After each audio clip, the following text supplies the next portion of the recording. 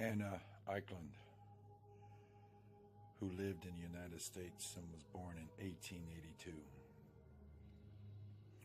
She was a very religious girl who often went to church.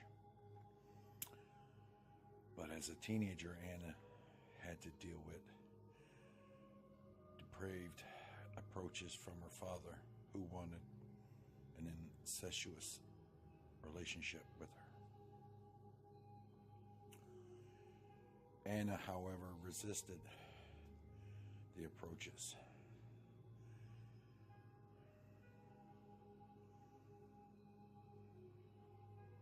However, after her 14th birthday, something began to change. She began to get bad feelings when she entered a church. Sometimes the urge to break the holy water fronts and to try out some terrible sexual impulses to undermine her virginity. Initially, Anna was able to hold off these strange feelings, but they finally started to take over, and Anna became violent and thought she was going mad. Through the years, Anna's mother took her to various doctors and specialists, fearing that her daughter is going crazy. But amazingly enough, every doctor that Anna saw said she was perfectly healthy. Not knowing where to turn to since the symptoms was getting worse, Anna's mother decides to turn to the church. Reverend Theophilus Riesinger was a monk from Germany origin and had experience in the exorcism.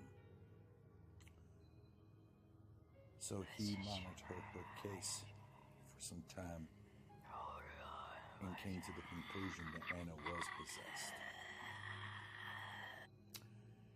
In 1912, he performed an exorcism on Anna, and Anna was free from the demons that possessed her. Unfortunately, this peace will not last long. Anna's father had a mistress, was named Mina, who practiced black magic, who had cursed some herbs and put it in Anna's food, causing the second demonic possession. And the Reverend was called on again to perform on Anna. So he decided to carry out the second exorcism. Anna was brought to Earling, and the exorcism was performed in an isolated monastery, so it would take less attention as possible. On 18th of August 1928, the exorcism begins.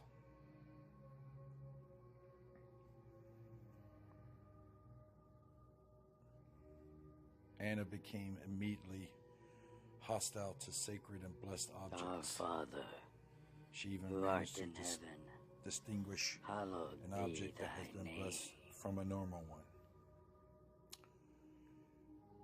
She began to speak in languages that Anna never knew how to speak, like Latin,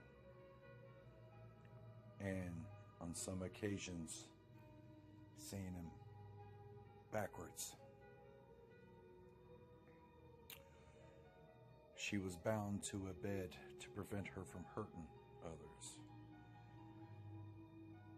But as Father Theophilus had begun the initial prayers, Anna fell into a state of unconsciousness that will endure throughout the ritual. As soon as the priest pronounces the formula of the exorcism, Anna is freed from the grip of the nuns, leaps up and jumps onto the wall in shocking manner.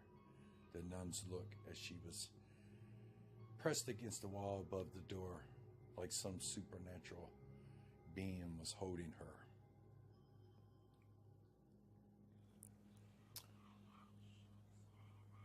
As they continued to drag her back down to the bed, the priest continues his prayers, and Satan begins to emit his terrible things through the poor body of Anna.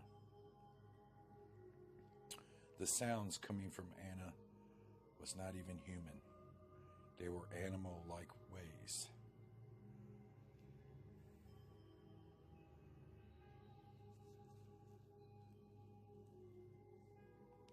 Before long, people were arriving to the convent, wondering what's going on.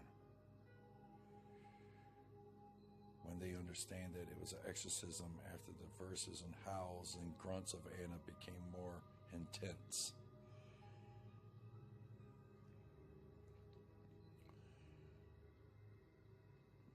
Things started getting worse for Anna. When prayers are increased, the demon caused Anna to vomit urine and throw excrements from Anna's body. The devil was making Anna expel fluids from 10 to 20 times a day, filling buckets. And Anna began throwing up strange things like tobacco leaves. The stench was nauseating. The grunts continue. And staying in Anna's room was becoming more difficult. During some occasions,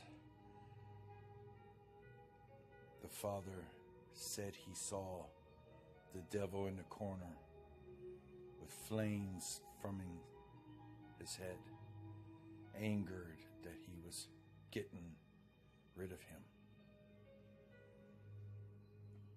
And during the exorcisms, the priest was able to speak to various demons inside of Anna. Among them was Judas, who have tried to push her to madness and suicide. And as days passed, Anna's body began to swell and deform more and more. At one point, it was so disfigured that her body had become bloated, shapeless mass, and nuns turned away from her bed, fearing she may explode. Then Anna became increasingly heavy, rigid, heavy as concrete. Her weight bends the bed rails. The exorcism lasted 23 days in total and performed on 3 different occasions from August to December of 1928. Eventually, Anna was freed from the demons that tormented her, and her case became famous through the word of mouth of the people who heard those inhuman screams.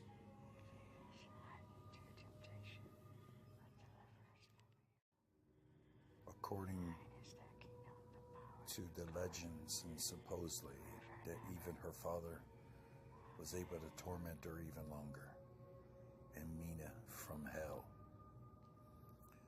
But her possessions were in small doses, unlike before. May God rest her soul.